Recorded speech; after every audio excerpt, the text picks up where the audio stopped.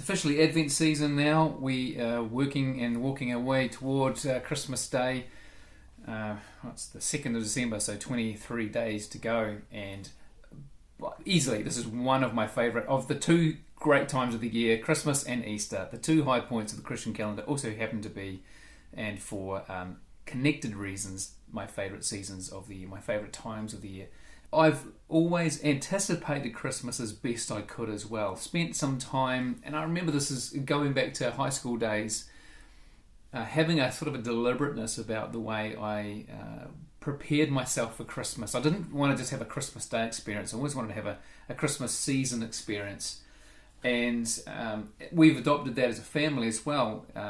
My wife and I have helped our kids prepare and build anticipation for Christmas Day and have that same sense of Christmas season, and we've tried to weave that into our church life as well. We've tried to build Christmas traditions into our church life and have done various things over the years that are about Christmas traditions and habits as a church family, and certainly our Christmas Eve service is one of those high points. The one year that we decided to have Christmas away from Hamilton, while it was a lot of fun, we all actually still missed really the Christmas Eve service. We weren't in town for that because we'd gone away, and so we decided not to leave, not to do that again, to stay for the Christmas Eve service, to be part of that and to be part of those traditions which are really important to us and are all part of what the Christmas season is about for us. And one of the things that we've done, and I was sharing with Playgroup this week, every year on Christmas and Easter I go and do a little talk to the children, and of course in particular to the adults who are there. It's always difficult to try and pitch it just right to get both audiences, but this year I talked about one of our favourite Christmas movies, one that's been a real classic for, not just for me and my family, but from what I could tell by the reactions of a number of people at Playgroup, is a favourite with a lot of people. It's this movie called Home Alone, and it's a story of a little boy called Kevin who, he's the youngest of a big family, and that means he feels he gets picked on, he gets overlooked, he gets bullied by the bigger brother and all that kind of thing. And they are preparing to leave for France, to Paris. And they're, of course, in America, and they have other families staying with them for that night, and they need the next morning to get on the plane and go. It kind of ends up pretty sour for Kevin that particular day, and he's really angry with his family, and he ends up being sent to his bed, well, not even his bed, to another bed up in the loft, sent to bed early because of what happens. And he's so angry, he says, "I wish you didn't exist. I wish my family was gone." And the next day, he, of course, is all alone up in the loft, fast asleep, and the family wakes up too late and are not prepared and rushing to get everything together in order to get to the airport on time to catch the flight, and they only just make it, and in the crazy rush, Kevin is forgotten and he's left alone, and he wakes up the next day, and everyone's gone. Now, he's not afraid of that. He's not concerned. He's really happy. He's excited that the family's gone. He gets to do whatever he wants, and he gets to eat his ice cream. He gets to order the pizza that he wants to eat without having it taken off him by his bigger brother. He gets to have life on his terms without anyone else bothering him and annoying him. And the only one in the picture, in the story, who does really concern him is this old man who is seen out on the street early in the movie, shoveling up the snow, and his older brother tells a story about this old man that's not true, but it freaks Kevin out. So the only thing he's really frightened of in the movie really is this old man. Now, of course, the story progresses with a couple of house robbers, and they're introduced early in the story. They have a real reputation. They have been sought for a long time by the cops. And the way they're casing this particular neighbourhood, one of them dresses up as a police officer, knocking on these doors and just pretending to say, "Hey, are you going to be safe in the holidays? Have you thought of all your security needs?" And in fact, he's just trying to get information out of the homeowners about A, whether they're leaving for a holiday, or B, what kind of security measures they have in place. And of course, they fall for the trap.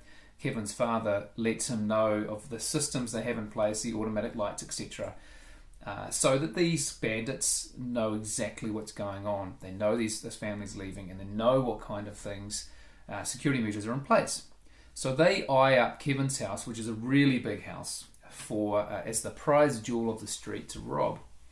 Now, Kevin finds this out relatively early on in the story and spends a bit of his effort and time putting him off, pretending as though the family's still there, pretending as though the family hasn't left, and giving the impression that there's, this was not a house you want to rob.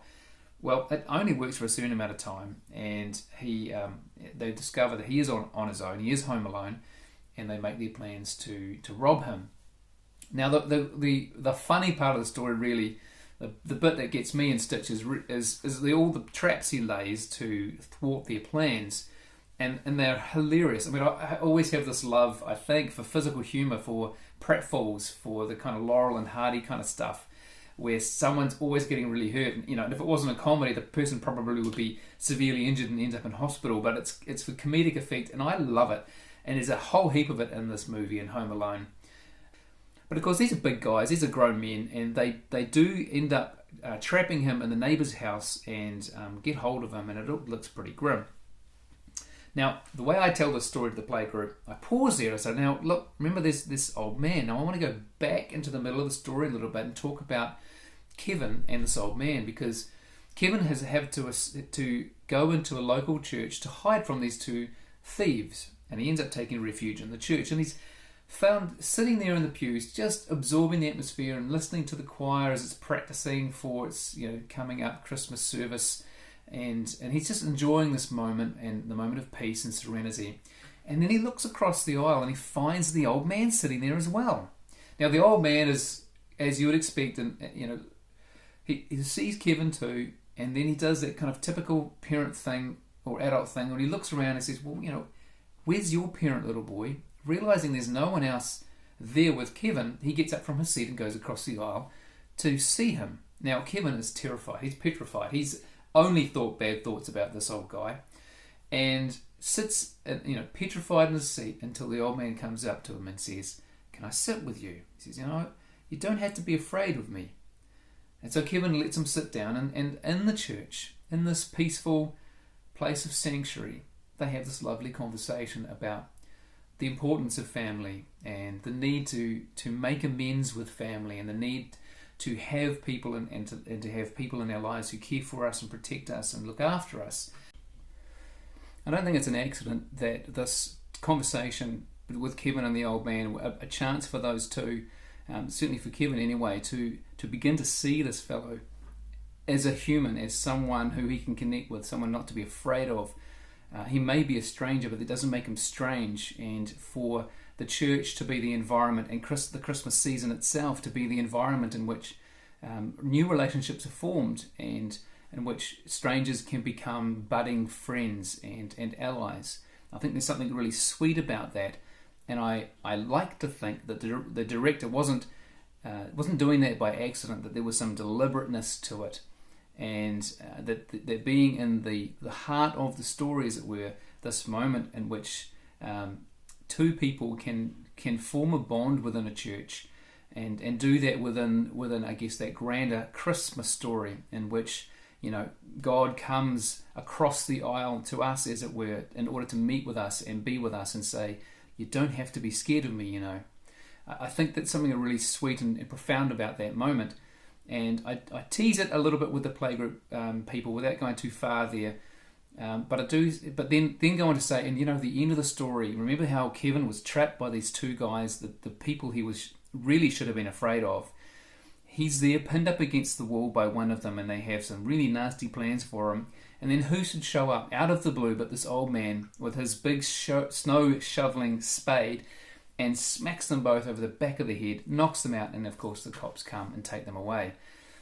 And it's just a lovely moment where, it reminds us, and as I say to the playgroup families, it reminds us that we need communities beyond just our own little networks. We need to have a neighbourhood around us who care for us. And it's wonderful during lockdown. I'll make some references to lockdown. Wonderful that during lockdown we were able to spend time with our families.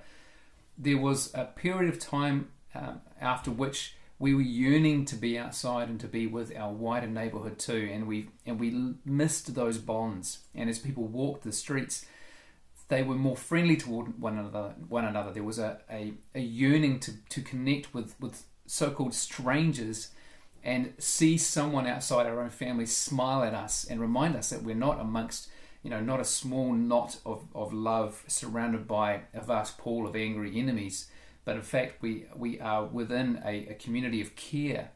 And the thing that kind of gets in the way of that really tends to be our busyness and our rushingness, and a lot, probably like Kevin, of stories that we tell each other about how strangers are bad. Strangers can be, they're just allies we haven't met yet, or friends we haven't yet made an acquaintance with.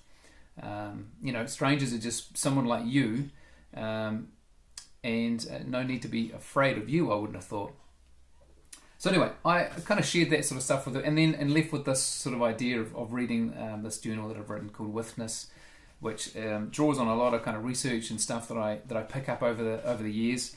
If there's kind of one story that I think really matters to me, or one of the deepest threads of interest in my life, it is this Trinitarian idea of God being a community of oneness and calling people into that community, into Him. Not like the old story that I got told when I was a kid that invite Jesus into your heart. It's much more the other way around. We are invited into His heart and into His life.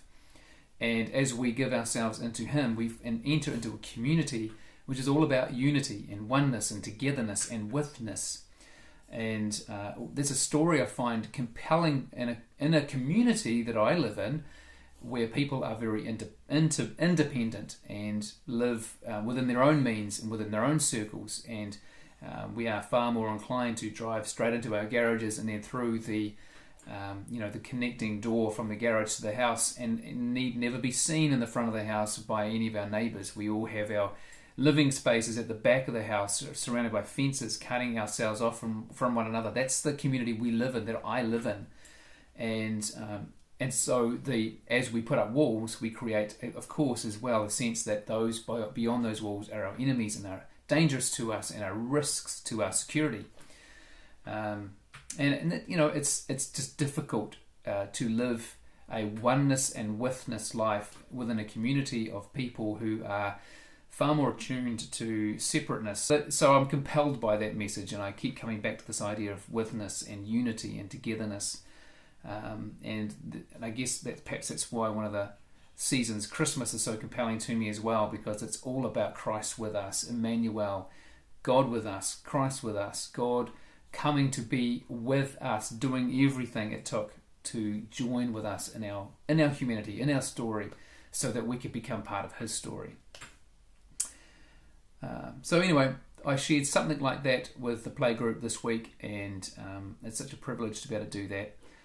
And I hope that it's interesting to you as well, and that you have your own Christmas reflections, your own Christmas traditions, your own ways to prepare for the Christmas day, that you make this a Christmas season with your family and your loved ones, and that maybe you even think about reconciling with some that you might be at a distance with, and how you might do that, and maybe that little glimmer of hope, the moment when Kevin and the old man found themselves in the same space by the grace of God and were able to create a bond that led to a really kind of a necessary life-saving act. These wonderful grace moments in our lives, if it comes up for you this season, then I pray you take it and that you were blessed by it. Anyway, that's my thoughts for this week. I hope to see you next week. God bless. Bye.